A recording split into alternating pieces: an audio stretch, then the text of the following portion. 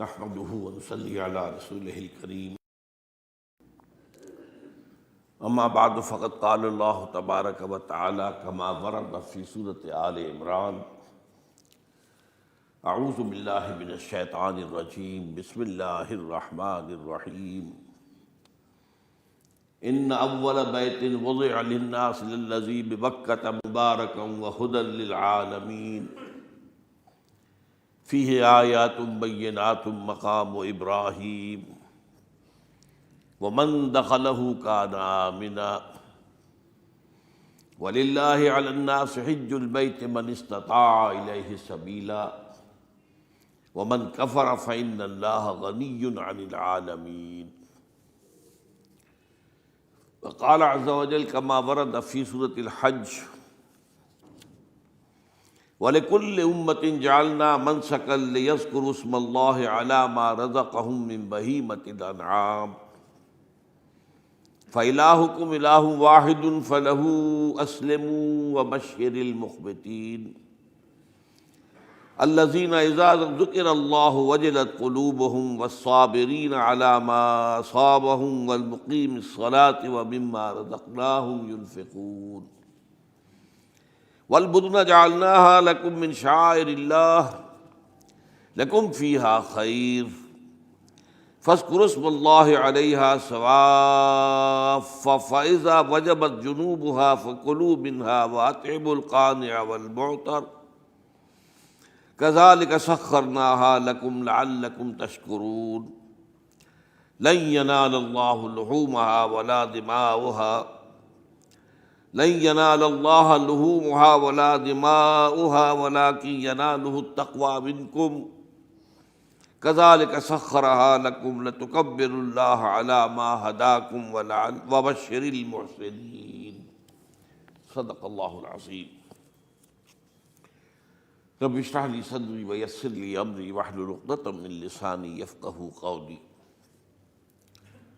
اللهم ربنا الہمنا رشدنا واعذنا من شرور انفسنا اللهم ارنا الحق حقا وارزقنا اتباعه وارنا الباطل باطلا وارزقنا اجتنابه آمین یا رب العالمین۔ آج ذی الحجہ کی 3 تاریخ ہے، گویا کہ ٹھیک ایک ہفتے کے بعد عید الاضحیٰ آ رہی ہے۔ دیکھیے اسلام میں جو 4 عبادات فرض کی گئی ہیں، جو 4 ارکان ہیں، ایک رکن تو ہے جس کا تعلق ہے عقیدے سے، کلمہ شہادت، اور 4 ارکان وہ ہیں جن کا تعلق عبادات سے، نماز، روزہ، حج اور زکوٰۃ۔ ان میں ایک عجیب قسم کی تقسیم ہے، مثلاً ایک 2 جمع 2 کی تقسیم بنتی ہے۔ 2 عبادات ان میں سے وہ ہیں جو ہر مسلمان پر فرض ہے، امیر ہو غریب ہو، مرد ہو عورت ہو، ہر ایک پر فرض ہے، نماز اور روزہ، یہ دونوں چیزیں ہر ایک پر فرض ہیں۔ لیکن 2 وہ ہیں کہ جو صرف صاحب استطاعت لوگوں پر فرض ہیں، وہ عام نہیں ہیں۔ جو صاحب نصاب ہیں ان پر زکوٰۃ ہے، جو صاحب استطاعت ہیں، حج کرنے کی استطاعت رکھتے ہیں، ان پر حج ہے۔ اس میں 2 جمع 2 کی ایک تقسیم اور آتی ہے، ایک اور اعتبار سے۔ قرآن میں زیادہ ایمفیسس 2 عبادات پر ہے، نماز اور زکوٰۃ۔ اقیموا الصلاۃ وآتوا الزکاۃ، اقیموا الصلاۃ وآتوا الزکاۃ، اقیموا الصلاۃ وآتوا الزکاۃ، یقیمون الصلاۃ ویؤتون الزکاۃ۔ یہ گویا کہ بندھا ہوا ہے ایک جوڑا، جبکہ یہ صورتحال جو ہے روزے کی بھی نہیں ہے اور حج کی بھی نہیں ہے۔ صلاۃ اور زکوٰۃ کا حکم بے شمار مرتبہ قرآن میں آیا، اور روزے کے سارے احکام ایک مقام پر سورہ بقرہ کے 23ویں رکوع کی 6 آیات میں سب کا سب بیان ہوئی۔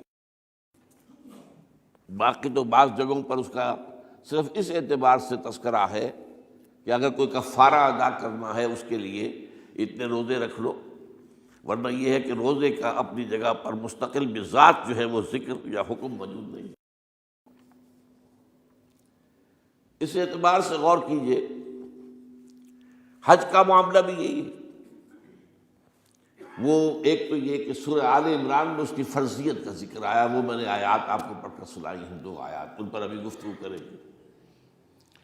سورہ بقرہ کے 24ویں اور کچھ 25ویں رکوع میں کچھ اس کے مناسک بیان ہوئے،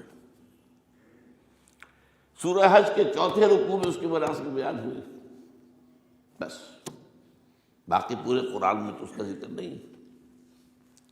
تو اس اعتبار سے فرق ہو گیا 2 جمع 2 کا، لیکن یہ جو جن کی اہمیت اس اعتبار سے کم ہو گئی ہے، اللہ تعالیٰ کی عجیب حکمت نظر آئی کہ ہماری جو 2 عیدیں ہیں وہ ان 2 عبادات کے ساتھ منسلک کر دی گئی۔ روزوں کے اختتام پر عید الفطر، حج کے ساتھ عید الاضحیٰ۔ تو گویا کہ ان 2 عبادات کی اہمیت میں اگر کسی درجے میں کوئی کمی محسوس ہوتی ہے قرآن مجید کے بیان کے حوالے سے، تو اس کی تلافی اس سے ہو جاتی ہے کہ عیدین ہماری 2 ہی عیدیں ہیں، 2 ہی تہوار ہیں، اور وہ ان 2 عبادات کے ساتھ جوڑ دیے گئے۔ اب آخری بات سمجھیے، 3 جمع 1 کی بھی ایک تفریق ہے۔ 3 عبادات وہ ہیں جو مؤقت ہیں صرف، یعنی معلق بالزمان، ان کا تعلق وقت کے ساتھ ہے، یہ نہیں ہے کہ کسی خاص جگہ سے متعلق ہے۔ نماز ہر جگہ فرض ہے، ہاں البتہ اس کا وقت آئے گا، اگر سورج جو ہے نصف النہار سے ڈھلکے گا تو ظہر کا وقت ہوگا، اگر کسی وجہ سے اللہ تعالیٰ کی حکمت ہو کہ سورج وہیں کا وہیں کھڑا رہ جائے تو ظہر کا وقت آئے گا ہی نہیں، ظہر فرض ہوگی ہی نہیں۔ مغرب اسی وقت فرض ہوگی جبکہ سورج غروب ہو جائے، اگر کسی وجہ سے سورج غروب نہ ہو، اور کیا پتہ یہ ساری باتیں جو ہے قیامت کا جو زلزلہ آنے والا ہے اس میں یہ ساری ہی باتیں ہونے والی ہیں، سورج مغرب سے طلوع ہوگا یہ تو وضاحت کے ساتھ کہا گیا ہے، تو مغرب کا وقت نہیں آئے گا۔ اسی طریقے سے رمضان کا مہینہ آئے گا تو روزے فرض ہوں گے۔ اس حوالے سے یہ زمانے کا تعلق تو ہے لیکن کسی مکان سے کوئی تعلق نہیں۔ حج وہ ہے جس کے تقریباً تمام مناسک جو ہیں وہ ایک خاص مقام پر ادا ہوتے ہیں۔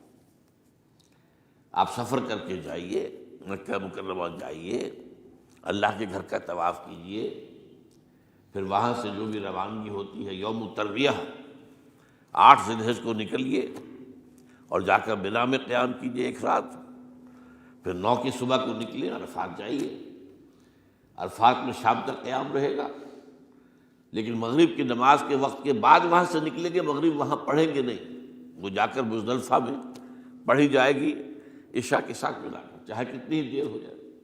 بہرحال یہ ساری چیزیں ایک خاص مقام کے ساتھ ہیں، منسلک ہیں، ہر جگہ پر یہ ادا نہیں ہو سکتا۔ اب اس میں دیکھیے حکمت نظر آ رہی ہے، چونکہ حج جو ہے ایک خاص جگہ پر ایک خاص مقام سے وابستہ ہے، اس کے ساتھ جو عید الاضحیٰ وابستہ کی گئی ہے، یہ گویا کہ حج ہی کے ایک رکن کو پھیلا دیا گیا ہے۔ قربانی جو مناسک حج میں بڑی اہمیت کی حامل ہے، اسے عام کر دیا گیا۔ تم مدینے مکے تو نہیں پہنچ سکے ہو لیکن یہاں پر قربانی کے اندر تو شریک ہو جاؤ۔ اور بعض مشابہتیں اور بتائی گئی ہیں کہ ذی الحجہ کا چاند طلوع ہو جائے تو اس کے بعد حجامت نہ کراؤ، ناخن نہ کاٹو، وہ جو کچھ بھی آپ کو معلوم ہے احرام کی کچھ پابندیاں ہوتی ہیں، ایک مشابہت کسی درجے میں، ٹھیک ہے ہم وہاں نہیں ہیں لیکن ان کے ساتھ ایک مشابہت پیدا ہو رہی ہے۔ تو قربانی در حقیقت جو ہے عید الاضحیٰ وہ گویا کہ ایکسٹینشن ہے حج کی، کہ تمام عالم اسلام کے اندر جو ہے تمام مسلمان جہاں بھی کہیں ہیں وہ حج کے اس ایک منسک کے اندر شریک ہو جاتے ہیں۔ تو یہ میں نے چند باتیں تمہیداً عرض کی ہیں ان عبادات 4 کے بارے میں، ان کی جو ریلیٹیو حیثیت ہے ہمارے دین میں۔ اب آئیے حج کا معاملہ کیا ہے، وہ پورا ایک خاص علاقے سے متعلق ہے اور ایک خاص شخصیت سے متعلق ہے، یہ بھی نوٹ کر لیجیے۔ چنانچہ جو آیات میں نے آپ کو سنائی حج کے بارے میں، ان اول بیت وضع للناس للذی ببکۃ مبارکا وہدی للعالمین، یقیناً پہلا گھر جو بنایا گیا لوگوں کے لیے، یعنی اللہ کی عبادت کے لیے، کہ لوگ وہاں جمع ہوں اللہ کی عبادت کے لیے، وہ ہے جو بکہ میں ہے۔ بکہ اور مکہ یہ ایک ہی لفظ ہے۔ تورات میں بکہ کا لفظ آیا ہے، قرآن مجید میں مکہ۔ یہ تھوڑا فرق جو ہے یہ تلفظ کا ہو جایا کرتا ہے مختلف زبانوں کے اندر۔ جیسا کہ آپ کو معلوم ہوگا کہ آج کل جو عرب کے لوگ ہیں وہ قاف کو گاف پڑھتے ہیں، گل، گم، قم کی بجائے گم، قل کی بجائے گل، اقول لک اقول لک، وہ گاف۔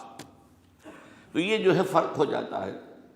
تو بکہ، وادی بکہ، یہ ہے در حقیقت مکہ مکرمہ۔ تو پہلا گھر جو بنایا گیا ہے، اور اس کے بارے میں جو یہ عام طور پر مشہور ہے کہ اس کے معمار حضرت ابراہیم ہیں، یہ بات صحیح نہیں ہے۔ اس کے معمار اول حضرت آدم علیہ السلام خود ہے۔ اول بیت ہے نا، پہلا گھر۔ تو کیا یہ ممکن ہے کہ آدم سے لے کر ابراہیم تک کوئی گھر اللہ کی عبادت کے لیے بنا ہی نہ ہو؟ تو ناممکنات میں سے اولا بیت میں خود دلیل موجود ہے۔ حضرت آدم علیہ السلام نے اس کی تعمیر کی۔ البتہ اس کے بعد بعض سیلابوں کی وجہ سے یہ عمارت گر گئی، اور کچھ جو وہاں پر آبادی بنی تھی وہ بھی ختم ہو گئی۔ تو ایسے آتے ہیں، آپ کو معلوم ہے کہ یمن میں جب ان کا ایک بند ٹوٹا تھا بہت بڑا، سد معارم، تو پھر وہاں جو اتنی خوشحالی تھی، اور جو وہاں پر جو باغات تھے اور جو کھیتیاں سب برباد ہو گئی، اور وہاں سے لوگ جو ہے نقل مکانی کرنے پر مجبور ہو گئے۔ یہی یمن کے قبائل تھے جو جا کر شام اور عراق میں آباد ہوئے۔ یہی یمن کے دو قبیلے تھے جو مدینے میں آ کر آباد ہوئے، اوس اور خزرج، یہ یمن کے قبیلے تھے۔ تو اس بند کے ٹوٹنے کے بعد اگر خدا نہ خواستہ اگر ہمارا تربیلا ڈیم ٹوٹ جائے کیا ہوگا؟ پچھلے دنوں خبریں آئی ہیں اخبارات میں کہ ہندوستان میں غور ہو رہا ہے اس پر کہ تربیلا ڈیم کو اڑا دو۔ وہ سوچ رہے ہیں پاکستان کو ختم کرنے کی سبیل کیا ہو سکتی ہے؟ تو بڑی سمپل ہے اور بڑا آسان کام ہے۔ بمبارڈمنٹ کر دینا جو ہے ٹھیک ہے، ان کا جہاز آئیں، کچھ کو ہم گرا بھی لیں گے، لیکن کچھ تو آ کر جو ہے وہاں پر وہ اپنے بم جو ہے وہ ہدف کے اوپر گرا جائیں گے، کیا ہوگا؟ یوں سمجھیے کہ جو سونامی کا آیا تھا سیلاب، وہ سونامی کا سیلاب آئے گا پاکستان کے اوپر، اور ہر چیز تباہ و برباد ہو جائے گی۔ کم سے کم یوں سمجھیے کہ تقریباً 100 میل کی چوڑائی میں، اور بھی یہ سب جو ہے ریگستان بن جائے گا، ہر چیز ختم ہو جائے گا، خدا نہ خواستہ۔ تو بہرحال سد معارف کے بعد یہ صورتحال واقع ہوئی تھی۔ تو اس کے بعد سے یہ جو ہے یہ اللہ کا گھر یہ جو ہے گرا ہوا تھا۔ اس کی کوئی اب صرف یہ کہ قواعد رہ گئے تھے۔ قواعد کہتے ہیں جو بنیادیں ہوتی ہیں، وہ پھر اللہ تعالیٰ نے حضرت ابراہیم کو بتائیں کہ یہ ہیں وہ بنیادیں جن پر کہ وہ گھر ہوتا تھا۔ وَإِذْ يَرْفَعُ إِبْرَاهِيمُ الْقَوَاعِدَ مِنَ الْبَيْتِ وَإِسْمَاعِيلُ، ان بنیادوں پر حضرت ابراہیم اور اسماعیل نے مل کر دو معماران حرم نے یہ عمارت جو ہے دوبارہ تعمیر کی ہے۔ تو گویا کہ حضرت ابراہیم علیہ السلام معمار دوم ہے، معمار اول اس کا جو ہے وہ خود حضرت آدم علیہ السلام۔ فیہ آیات بینات مقام ابراہیم،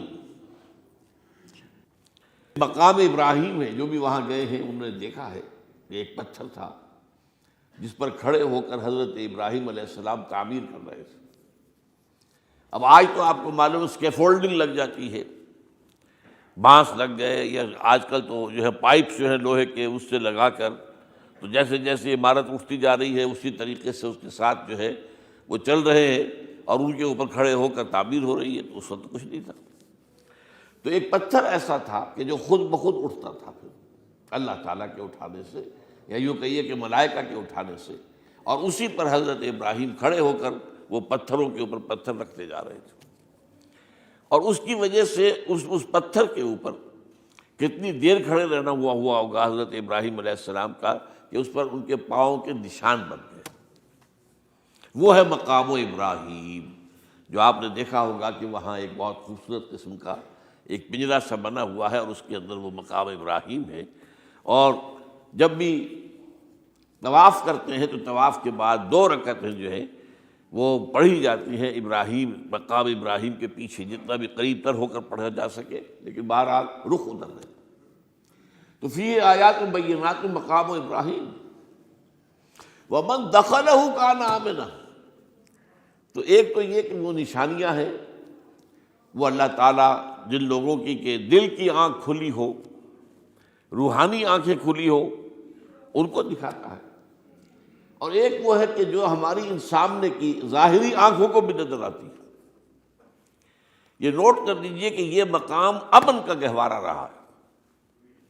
عرب میں لوٹ مار، قتل غارت، قتل کے بدلے میں قتل، پھر قتل کے جواب میں قتل چلتا تھا، لیکن اس وقت بدترین دور میں بھی عربوں کا معاملہ یہ تھا کہ کوئی شخص فرض کیجئے کہ وہ کئی مہینے سے اپنے باپ کے قاتل کو ڈھونڈ رہا ہے تاکہ قصاص لے سکے، بدلہ لے سکے، اسے قتل کر سکے، اسے کہیں نظر نہیں آ رہا، اچانک حرم میں نظر آ جاتا ہے، وہاں وہ نقصان نہیں پہنچائے گا اسے۔ یہ امن کا گھر ہے، اللہ تعالیٰ نے اسے امن کی جگہ بنایا ہے، بلد الامین کہا گیا ہے اس کو، امن والا شہر۔ تو یہ جو ہے، یہ تو آج تک بھی اس کی جو برکت ہے وہ نظر آتی ہے۔ وَمَن دَخَلَهُ كَانَ آمِنًا وَلِلَّهِ عَلَى النَّاسِ حِجُّ الْبَيْتِ مَنِ اسْتَطَاعَ إِلَيْهِ سَبِيلًا، اور اللہ کا حق ہے اپنے بندوں پر کہ وہ حج کریں اس کے اس گھر کا، جو کوئی بھی استطاعت رکھتا ہو سفر کی۔ اگر زاد راہ ہے، خرچہ ہے، جانے آنے کے اخراجات مہیا ہیں، اور یہ کہ آپ پیچھے جن کو چھوڑ کر جا رہے ہیں ان کے لیے بھی اتنے وقت کا جو ہے وہ انتظام ہے کھانے پینے کا، گزارے کا، نان نفقے کا، تو آپ پر حج فرض ہو گئے۔ اب اگر اس فرضیت کے بعد کوئی شخص تاخیر کرتا ہے تو وہ بڑے گناہ کے اندر مبتلا ہے۔ جیسے ہی فرضیت ہو جائے، پہلا کام جو ہے، پہلا قرض جو ہے، یوں سمجھیے یہ اللہ کا قرض ہے بندوں پر۔ یہ لام جو آتا ہے، لام اور اعلیٰ، لام کسی کے حق کے لیے، اعلیٰ کسی کے اوپر حق ہونا۔ وَلِلَّهِ عَلَى النَّاسِ حِجُّ الْبَيْتِ مَنِ اسْتَطَاعَ إِلَيْهِ سَبِيلًا، یہ تو اللہ کا حق ہے لوگوں پر، لوگوں کے ذمے، یہ قرض ہے اللہ کا کہ اس کے گھر کا حج کریں، جائیں، طواف کریں، اور جو بھی اس کے مناسک ہیں ادا کریں، اور وہیں پر قربانی کا بھی ہے۔ لِيَشْهَدُوا مَنَافِعَ لَهُمْ وَيَذْكُرُوا اسْمَ اللَّهِ فِي أَيَّامٍ مَّعْلُومَاتٍ عَلَىٰ مَا رَزَقَهُم مِّن بَهِيمَةِ الْأَنْعَامِ فَكُلُوا مِنْهَا وَأَطْعِمُوا الْبَائِسَ الْفَقِيرَ، اسی کے اندر جو ہے مناسک کے اندر قربانی بھی ہے۔ افریقہ میں آپ کو معلوم ہے، شمالی افریقہ میں زیادہ تر لوگ جو ہیں جیسے کہ ہندوستان پاکستان میں ویسے ہیں، لیکن آپ جنوب میں چلتے جائیے تو رنگ گہرا ہوتا چلا جائے گا، انتہائی سیاہ رنگ، وہ بھی ہے، سب آ رہے ہیں، شکلیں جدا ہیں، زبانیں جدا ہیں، لیکن سب کے سب جو ہے ایک ہی نغمہ ان کی زبان پر ہے ایک ہی نغمہ، کہیں واضح کہیں مبہم، وہ ایک ہی مذہب، لبیک اللہم لبیک، لبیک لا شریک لک لبیک، ان الحمد والنعمت لک والملک لا شریک لک۔ اب یہ ترانہ ہے، توحید کا ترانہ ہے، اور گونج رہی ہے اس وقت، آپ اندازہ نہیں کر سکتے کہ وہ پوری سرزمین گونج رہی ہوگی اس ترانے کے ساتھ، کیونکہ تھوڑی تھوڑی دیر کے بعد نئے قافلے داخل ہو رہے ہیں۔ ابھی ایک قافلہ جو ہے اس نے سعی مکمل کی ہے، شامل ہو گیا، بلکہ اس کے دوران ہی ابھی اس کا ختم نہیں ہوا کہ تیسرا قافلہ چلا رہا ہے۔ وہ تو یہاں تو ظاہر بات ہے کہ میں نے چونکہ ایک نقشہ اپنی نگاہوں سے دیکھا ہے، مدینہ منورہ سے اور مکہ مکرمہ جاتے ہوئے رات کے وقت، کہ کہیں جو ہے وہ روشنیوں کی وہ قطار ٹوٹتی ہی نہیں تھی، مسلسل معلوم ہوتا ہے کہ سڑک کے اوپر گاڑی ہے، مسلسل، کہیں اس کے اندر وقفہ ہے ہی نہیں۔ اتنے بڑے پیمانے پر، اتنے بڑے پیمانے پر، اتنے بڑے پیمانے پر لوگ جمع ہو رہے ہیں۔ زبانیں جدا ہیں، ایک دوسرے کی زبان نہیں سمجھتے، لیکن ایک زبان اور بھی ہوتی ہے جو بغیر بولے سمجھ میں آتی ہے، اس سے معلوم ہوتا ہے سب کے لیے محبت ہے، ہمارے بھائی ہیں، تمام مسلمان ہیں۔ بعض کے اندر یہ محبت کا جذبہ زیادہ ہے۔ ترکوں میں انڈو پاکستان کے لوگوں کے لیے بہت محبت ہے۔ اب وہ بات جو نہیں کر سکتے، سمجھا نہیں سکتے، لیکن ان کی آنکھوں سے، ان کے انداز سے وہ محبت ٹپکی پڑتی ہے۔ تو عالمگیریت جو ہے اسلام کی، ہمگیریت، عالمگیریت، آفاقیت، اس کا جو مظہر نظر آتا ہے وہاں تھا۔ پھر یہ کہ ہمارے ہاں کی جتنے بھی فرقہ بندیاں ہیں وہ وہاں ختم ہو جاتی ہیں۔ وہاں اہل حدیث ہیں، حنفی ہیں، مالکی ہیں، شافعی ہیں، حنبلی ہیں۔ یہ کام بھی کیا ہے آ کر انہوں نے آل سعود نہیں، ورنہ اس سے پہلے جو ہے وہ 4 مصلے علیحدہ تھے، وہاں پر 4 جماعتیں علیحدہ ہوتی تھی۔ یہ حنفی مصلی ہے، یہاں پہ حنفی امام ہے وہ پڑھائے گا، یہ شافعی مصلی ہے، شافعی امام ہے وہ نماز پڑھائے گا۔ تو یہ جو ایک تفریق تھی وہاں بھی موجود تھی، انہوں نے ختم کیا۔ ایک امام کے پیچھے جماعت ہوگی، اسی میں حنفی بھی ہیں، مالکی بھی ہیں، شافعی بھی۔ کچھ ہیں لوگ جو زیادہ، جن کے اندر کچھ زہر زیادہ گھل گیا ہے فرقے واریت کا، وہ پھر نہیں نماز پڑھتے، وہاں پر محروم رہتے، اس کی فضیلتوں کو چھوڑ کر جا کر کہیں اپنے جو ہے گھروں پر جہاں ٹھہرے ہوئے وہاں جا کے نماز پڑھ لیتے ہیں کہ یہ جو ہے وہابی، ان کے پیچھے ہماری نماز نہیں ہوتی۔ لیکن نہیں، عام طور پر ایسا نہیں ہے، عام طور پر سب لوگ جمع ہیں، نماز پڑھ۔ اور ایک سب سے بڑا مشاہدہ جو ہوتا ہے، جو مجھے سب سے پہلے ہوا تھا پہلے حج میں، یہ 1962 کی بات ہے، تو میں نے محسوس کیا کہ یہ نماز کے اندر اختلافات جو ہیں اسلام مسلمانوں میں صرف اتنے ہیں کہ جس سے جماعت نہیں ٹوٹتی۔ اختلافات ہے، رفع یدین ہے یا نہیں ہے، آمین بالجہر ہے یا نہیں ہے، اختلافات تو ہیں، لیکن جماعت نہیں ٹوٹتی۔ وہ جو ڈرل ہے، ڈرل جیسے کہ ڈرل ہوتی ہے، آرمی پریڈ ہو رہی ہے، وہ ڈرل ختم نہیں ہوتی۔ ایسا نہیں ہے، میں نے جب سوچا اگر کسی مسلک کے نزدیک رکوع بھی 2 ہوتے، جیسے سجدے 2 ہیں، تو وہ لوگ تو ایک رکوع کے بعد دوسرا رکوع کرتے اور باقی لوگ سجدے میں چلے گئے ہوتے، جماعت ٹوٹ جاتی۔ یا اگر کسی کے نزدیک ہر رکعت کے اندر جیسے رکوع ایک ہے، سجدہ بھی ایک ہی ہوتا، تو کچھ لوگ تو ایک سجدہ کر کے کھڑے ہو جاتے ہیں اور دوسرے لوگ جو ہے دوسرا سجدہ کر رہے ہوتے ہیں، جماعت ٹوٹ جاتی۔ تو یہ میں سمجھتا ہوں کہ یہ کس کی حکمت ہے، کس نے یہ طے کیا کہ ٹھیک ہے آپ میں رنگا رنگی بھی ہو، اے ذوق اس چمن کو ہے زیب اختلاف سے، اختلاف بھی ہے، رفع یدین بھی ہو رہا ہے، آمین بالجہر بھی ہو رہا ہے، نہیں بھی ہو رہا ہے، سب کچھ ہے، لیکن وہ اجتماعیت نہیں ٹوٹ رہی۔ یہ وہ یوں سمجھیے کہ یہ زندہ معجزہ ہے اسلام کا کہ 1400 برس بیت گئے ہیں اور کتنے بڑے علاقے میں یہ اسلام پھیلا ہے، اور یہ کہ مختلف مسالک وجود میں آئے، اس میں کوئی شک نہیں ہے۔ حنفی ایک علاقے کے اندر آپ کو ملیں گے صرف شافعی، ہندوستان کا بھی مغربی ساحل کے صرف شافعی ملیں گے آپ کو۔ اس سے آگے آپ جائیے، چونکہ یہ عرب تاجروں کے ذریعے سے ایمان لائے ہیں یہ لوگ، سری لنکا کے لوگ ہیں، انڈونیشیا کے لوگ ہیں، ملیشیا کے لوگ، سب شافعی ہیں۔ ہندوستان میں چونکہ اوپر سے شمال سے آیا ہے اسلام، یہ ترکوں کے ذریعے سے آیا ہے، اور وہ کٹر حنفی تھے، یہاں حنفیت آئی ہے۔ ترک جو ہے کٹر حنفی، یہ ترکی تو تھے جو آئے تھے۔ یہ کون تھا؟ محمود غزنوی کون تھا؟ سبکتگین کون تھا؟ الپتگین کون تھا؟ بختیار کاکی کون تھا؟ قطب الدین بختیار، یہ کون تھے؟ سب ترک۔ اور ترک بھی کون؟ غلامان، خاندان غلامان یاد کیجیے۔ لیکن بہرحال ان کے ذریعے سے جو اسلام ان کے ساتھ آیا ہے وہ خالص حنفی اسلام، تو کوئی حرج نہیں، وہاں جا کر سب جمع ہو جاتے ہیں ایک وحدت کے اندر۔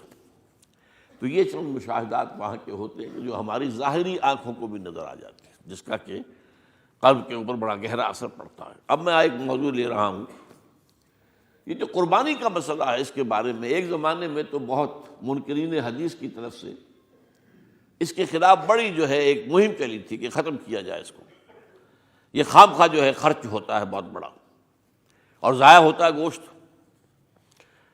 اتنے بڑے پیمانے پر گوشت ہوتا ہے کھایا نہیں جاتا۔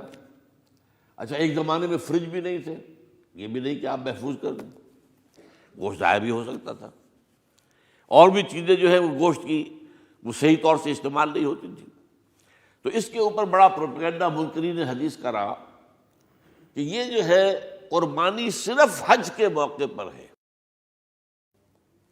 میں اس کی نفی کے لیے آج آپ کو بتا رہا ہوں کہ سورہ حج کے اندر جو 2 رکوع ہیں، ایک چوتھا ایک پانچواں، چوتھے رکوع میں بھی قربانی کا ذکر ہے، پانچویں میں بھی قربانی کا ذکر ہے۔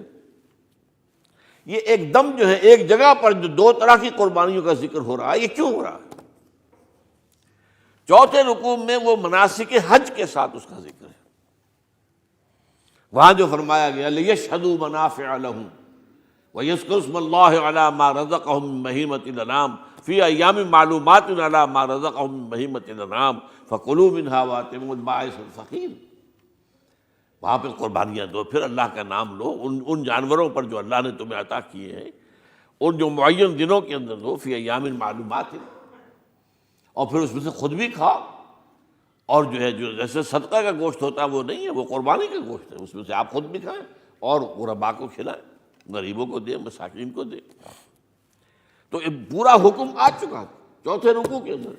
پانچواں رکوع پورا کا پورا جو ہے وہ عید الاضحیٰ پر ہے میرے نزدیک۔ یہی حکمت صوم کے بارے میں ہے کہ وہاں جب ایک حکم تکرار کر کے آیا کہ پہلے فرما دیا گیا فمن کان منکم مریضا او علی سفر فعدۃ من ایام اخر، اگر بیمار ہو کوئی اور یہ یا کہ سفر پر ہو تو وہ تعداد دوسرے دنوں میں پوری کرے۔ پھر کیا وجہ دوبارہ آ رہا ہے؟ شہر رمضان الذی انزل فیہ القرآن ھدی للناس وبینات من الھدی والفرقان فمن شہد منکم الشہر فلیصمہ ومن کان مریضا او علی سفر فعدۃ من ایام اخر۔ کیوں؟ یہ تو ادبی اعتبار سے یہ کلام کا عیب شمار ہوتا ہے، تکرار بلا کسی سبب کے، نہیں سبب کے بغیر نہیں ہے۔ وہاں کیا تھا؟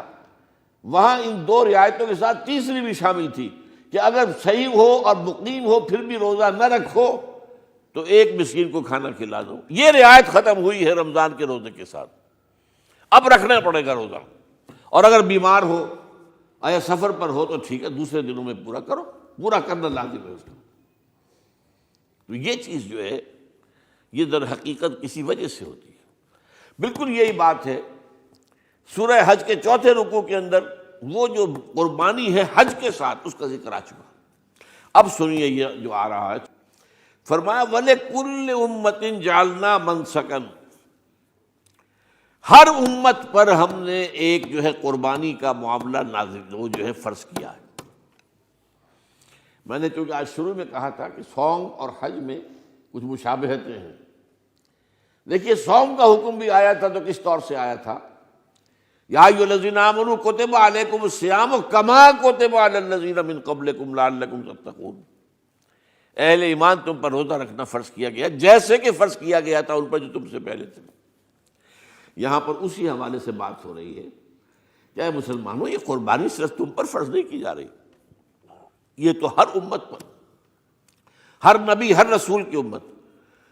وَلِكُلِّ أُمَّةٍ جَعَلْنَا مَنْسَكًا لِيَذْكُرُوا اسْمَ اللَّهِ عَلَيْهَا، تاکہ وہ نام لیں اللہ کا، عَلَىٰ مَا رَزَقَهُم مِّن بَهِیمَةِ الْأَنْعَامِ، جو کچھ اللہ تعالیٰ نے انہیں رزق دیا ہے۔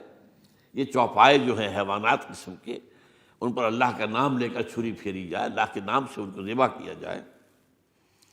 فَإِلَٰهُكُمْ إِلَٰهٌ وَاحِدٌ فَلَهُ أَسْلِمُوا، تو یہ جان لو کہ اس قربانی کی اصل روح کیا ہے؟ وہ یہ ہے کہ اللہ تمہارا ایک الہ ہے، اسی کے سامنے تمہیں سر جھکانا ہے۔ یہ روح تقویٰ اگر نہیں ہوگی تو یہ قربانی بے معنی ہو جائے گی۔ نماز و روزہ و قربانی و حج یہ سب باقی ہیں، تو باقی نہیں ہے۔ جب اللہ تعالیٰ کے ساتھ تعلق نہیں ہے تو یہ ساری چیزیں ریچولز بن جائیں گی۔ اب یہ بھی ہوتا ہے 20-25 ہزار کے بکرے جو ہیں وہ لوگ لیتے ہیں، پھر ان کو گھماتے ہیں پھراتے ہیں، ان کے اوپر ریشمی چادریں چڑھاتے ہیں، ان کو جو ہے وہ مہندی لگا کر. بہرحال وہ چیزیں جو ہیں یہ اظہار اس طرح کا یہ تو پسندیدہ نہیں ہے. تو یہ تو لوگوں کو دکھانے کی بات ہے اور اپنے پیسے کی جو ہے اپنی دولت کے اظہار کا ایک ذریعہ ہے. لیکن یہ کہ بہرحال قربانی انسان کرے اور یہ کہ اس کے اندر روح جو ہے تقویٰ کی وہ موجود ہوگی. فَإِلَٰهُكُمْ إِلَٰهٌ وَاحِدٌ فَلَهُ أَسْلِمُوا وَبَشِّرِ الْمُخْبِتِينَ. اور اے نبی ان لوگوں کو بشارت دے دیجئے کہ جو اللہ کے سامنے جھکے رہتے ہیں، خشوع اور خضوع کی شکل اختیار کرتے ہیں.